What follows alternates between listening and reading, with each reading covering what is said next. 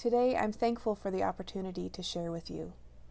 Reflecting on the past week as we led up to the celebration of Easter on Sunday, I've chosen to focus on the theme of new life and God's movement in our daily lives. In my home, my family consists of my husband, Matthew, and our 2 young children, Oliver, who is 5, and Naomi, who is 1.5 years.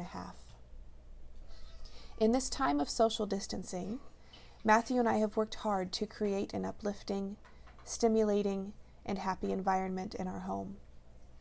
We try to keep a schedule for our littles and ourselves, but at the same time we strive to bring something new into each day, whether that be a new game, a puzzle, a science experiment, or playing outside. About a month ago, we decided we would start our garden by planting seeds in our biodegradable egg cartons. The whole family shared in this activity, and the excitement was palpable. We placed the seeds in our windowsill where they would get plenty of sun, and we waited day after day in anticipation to see new life springing out of the soil in each cell. To our excitement and joy, we soon saw a radish and a bean sprout poking through. We continued to check on our seedlings, watering them daily and making sure they had just the right amount of sunlight. Soon we saw a few baby tomato plants and a single stalk of corn emerging, and then the newness halted. 1 week, then 2 weeks went by, and no new life poked through. Dozens of cells appeared dormant.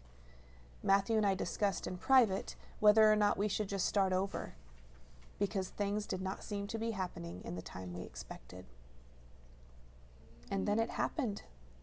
After all of the time of quiet waiting, 3 new baby tomatoes emerged, and our very first cucumber plant. In my mind, it was finished. There would be no new seedlings popping through.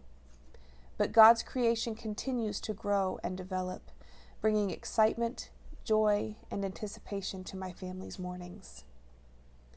In Ecclesiastes chapter 3, verse 11, God tells us, "He has made everything beautiful in its time.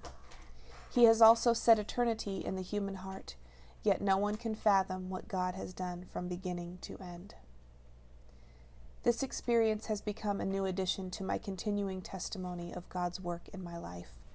When I begin to feel restless, when I begin to feel impatient, longing for resolution, God responds. God responds by telling me, by reminding me that His timing is perfect. In the times of quiet waiting, let us experience the comfort of God's peace and love, knowing that soon something new will come forth. God is working and moving even in the quiet, even in the times when we feel discouraged, restless, or lonely. One of my favorite scriptures fits so beautifully with this theme of God's timing, of God's love and peace.